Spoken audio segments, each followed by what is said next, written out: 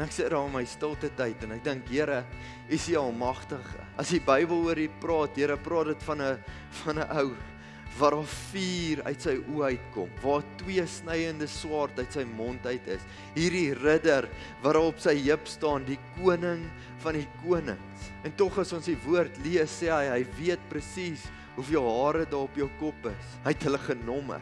Hy stel so belang in jou dat hy weet, hoor hierso, daai nommer 3184 se hare is nou uit. Daar's nog net, ek weet nie hoeveel miljoen oor nie. Dis die God wat ons dien.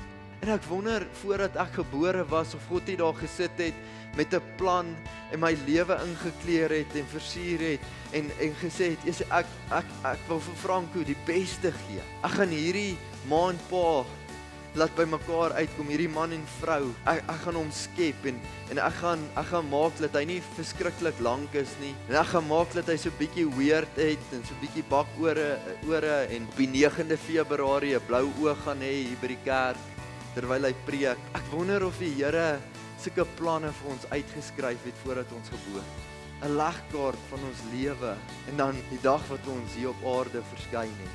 Heeltyd net probeer by ons uitkom. Die woord van God sê hy staan by die deur en hy klop. En hy wag vir jou om oop te maak.